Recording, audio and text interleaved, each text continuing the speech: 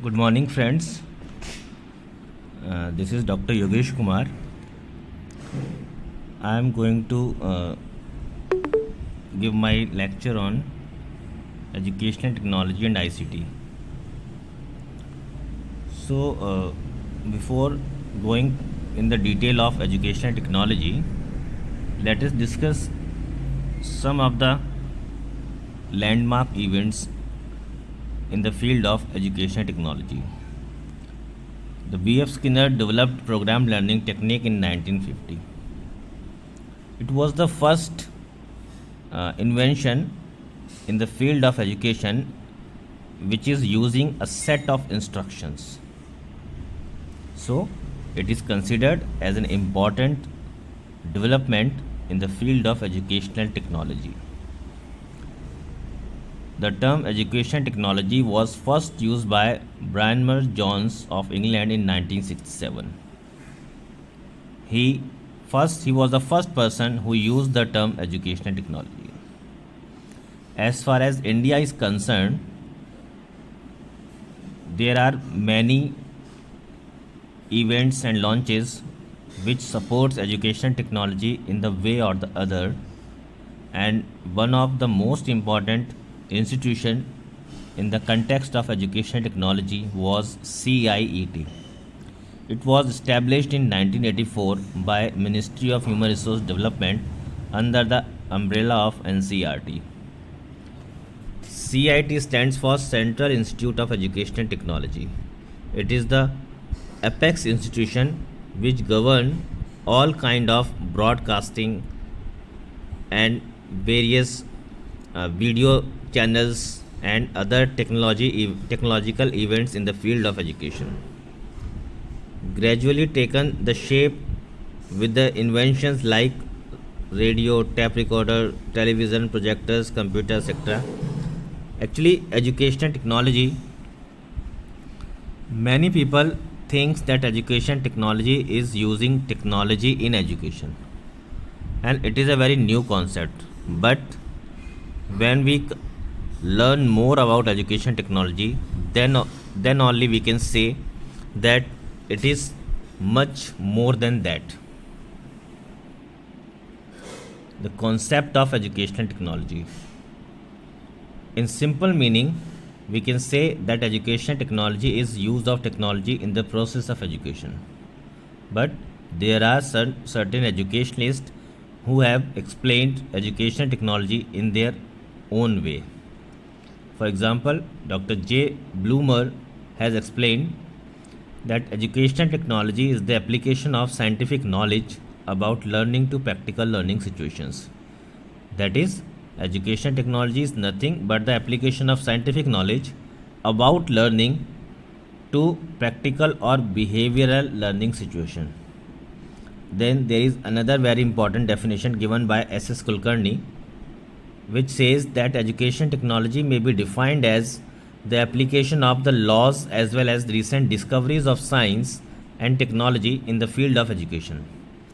According to Kulkarni, the educational technology is nothing but the application of laws as well as the discoveries of science and technology in the field of education.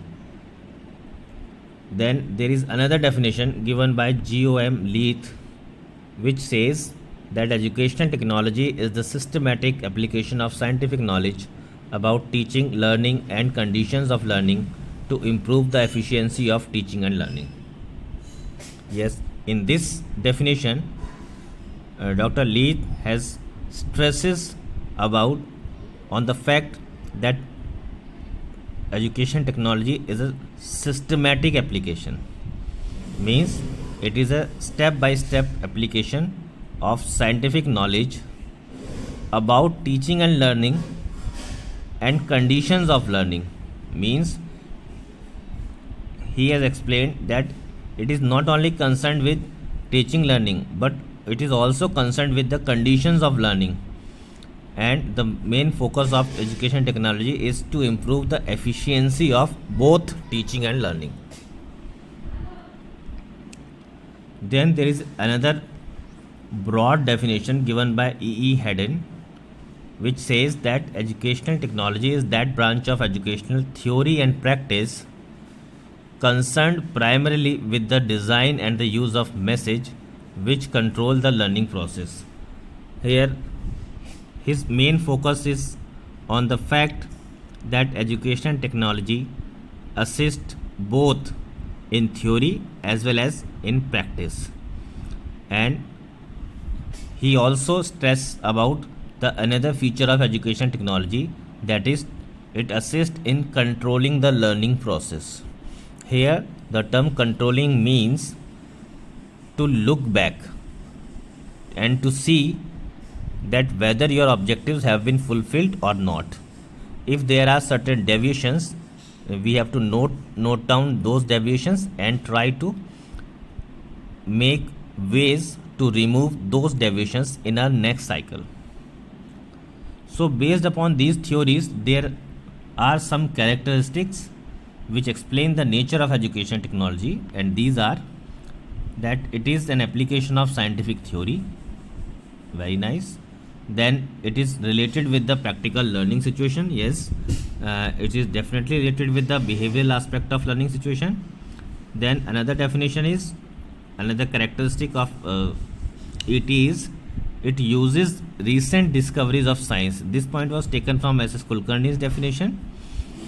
Then it also assists in the process of education. Yes, it is definitely assists the process of education. Then in next characteristic is it improves the efficiency of both teaching and learning. Yes, definitely with the help of technique in education we can have an efficiency of in both teaching and learning. Then it also controls the learning process. Scope of educational technology. When we are talking about scope of any concept, then its hidden meaning is that we want to discover various areas where it can be applied. It is a very comprehensive and broad concept which is used in educational planning and administration, curriculum development and course design, production of teaching learning material. It also provides information storage and retrieval. It is definitely related with practical aspect of education, and it is very useful in deciding the efficiency of methods of teaching. So based upon these points, we can say that the scope of educational technology is quite comprehensive and broad. Now let us discuss various approaches of educational technology. Broadly speaking, there are three approaches of educational technology. One is hardware approach, second is software approach, and the third is system approach. Let us discuss all these approaches one by one. Hardware approach, which is also known as education technology first, it focuses on the use of machines or mechanical instruments to assist the education. It is based on the principles of physics and engineering. We can definitely judge this point from the previous point. Then it believes that technique of machine is attached with the technique of education. Basically, hardware approach is of the view that we have to use machines or instruments in the field of education to bring technology in education. Therefore, it is also known as technology in education, education technology first, audiovisual material approach, or relative technology. These are different names which are associated with hardware approach. And in nutshell, we can say that the use of machines like tape recorder, projectors, computers, TV, etc. in education is known as hardware approach of educational technology. Many hardware approach mainly related with cognitive domain and stresses upon preservation, transmission and advancement of knowledge. Those students who are preparing for UGC NET examination, they can note down this point that hardware approach is mainly related with cognitive domain, means it deals with knowledge understanding application, analysis, synthesis and evaluation aspect, and its major stress is on preservation, transmission and advancement of knowledge. Then there is software approach. Software approach focuses on the use of psychological principles of teaching and learning in the field of educational technology. While hardware approach was concerned mainly with the machines, the software approach concerned mainly with the behavioral modification.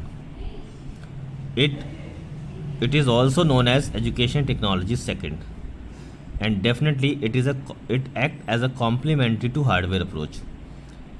We can take an example. For example, a teacher is using an overhead projector in his classroom. So overhead projector is an example of hardware approach, but the transparent sheets that he is using in his classroom on overhead projector, those sheets and that written material will be the software approach of education technology. We can take another example. Suppose a teacher is using blackboard in a classroom. So the blackboard is the part of hardware approach, but whatever work is done on the blackboard, whatever is written on the blackboard is a part of software approach. So in by these two examples, it's very clear that while methods of teaching comes under software approach, then any material or instrument which assist those methods of teaching, that comes under hardware approach.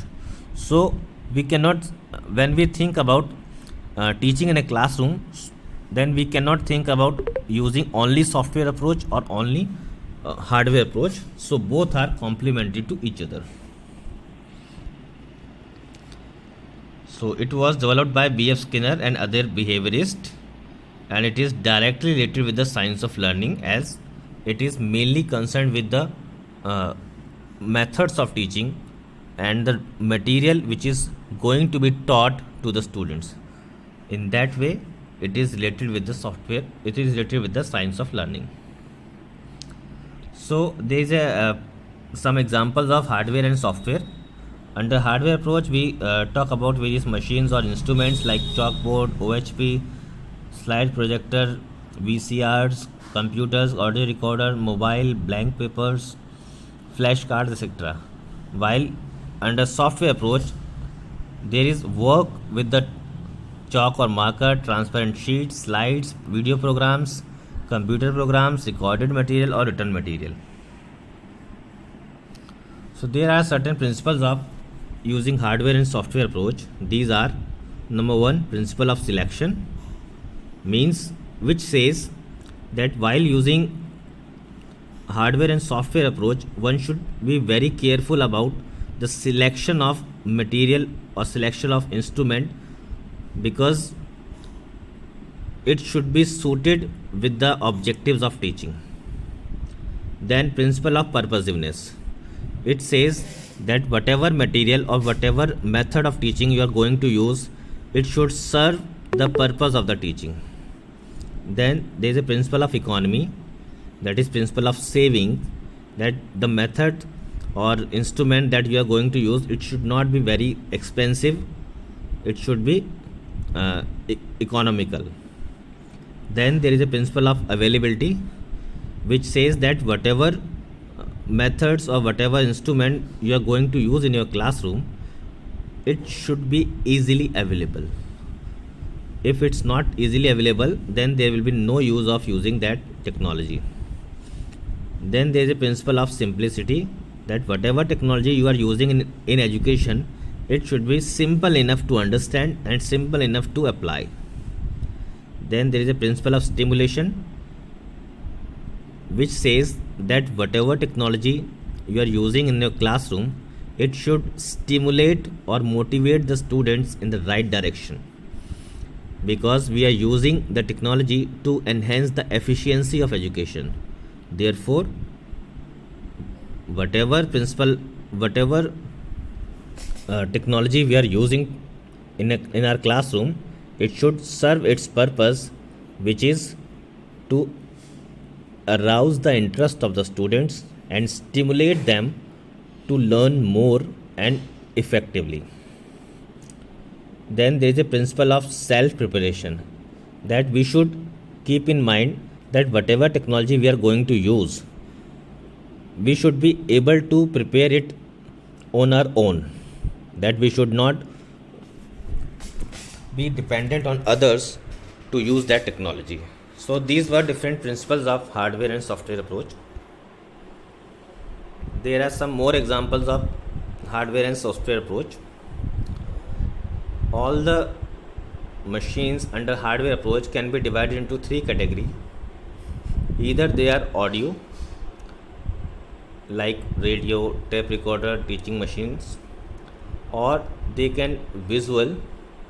There can be visual machines like slide projectors, OHP, Epidiscope, or there can be audio visual machines also, like TV, computers, LED, etc. And the software, under software techniques, the all the techniques is divided into three parts. One is graphics, which covers charts, graph, map, posters, books, etc. Then there is demonstration, in which we are performing any task using chalk, flannel board, bulletin board, diagrams, etc. And there can be tri-dimensional approach also, in which we are using models or real life objects, etc. So by now we have clear with the concept of hardware, that is using machines in the field of education, and software, that is using brain in the field of education. Brain using knowledge, using methods of teaching in the field of education. So after considering hardware and software approach, let us discuss the system approach. System approach was first developed after Second World War. It provides scientific base for taking decisions related to administration, management and military sector. It is also known as management technology, since it's using the principles of management in the field of education. In the field of education, it is used as, basically it is used in educational administration and educational management. There is a famous definition by Silvan, which says that system approach is related with analysis, that is of existing system, to identify parts and their interrelationships, and synthesis, that is to combine various elements, modeling, that is to construct various models based upon analysis and synthesis, and simulation, that is carried out the system actually going to be implemented in real life. So broadly speaking, system approach is related with analysis, synthesis, modeling and the simulation of the system. Other than the above, the system approaches also include system analysis, which includes input, process, output and environmental context analysis, then training psychological designs, cybernetic design. The cybernetic designs were first found by Norbert Wiener, and the theory of reinforcement. So these were some more applications of system approaches. System approach is also known as educational technology 3, and it is born by the mix of hardware and software approach. Under system approach, we use both hardware as well as software approach in a balanced manner. And educational 3, which is system approach, it is also very important to link to join hardware and software approach. It is based upon Gestaltist principle of psychology. What is Gestaltist principle of psychology? Gestaltist principle of psychology says that we should use the insight while going for learning anything in our life, which it also says that it is your insight which assists you to learn anything in your life. It says that for developing the insight, you have to perceive the situation as a whole, and after perceiving the situation as a whole only, you can go in the minute details and you can link the situation with your insight. So there are certain elements of education technology 3, which are input, process, output, and environmental context. While we are using input is nothing but the software approach, which is in the form of methods of teaching. Process includes all those hardwares which are processing the inputs for becoming a particular kind of output. For example, right now I am teaching you, I am delivering my lecture. So my delivery of lecture is input, and the mobile or the gadget that I am using for recording the same is performing a process to record my inputs. And when this recording is available to my students, it will be act as an output. And in this whole process, there is a special role of environmental factors, because environmental factors affect the efficiency or effectiveness of the lecture. So input includes all behavior and capacities of teachers and students.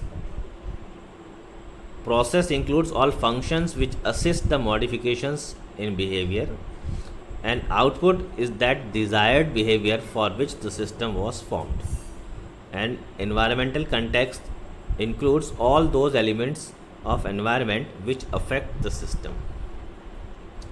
So this is all about the concept, scope, and approaches of education technology. In my next lecture, we will be there with another topic related to education technology. Thank you so much.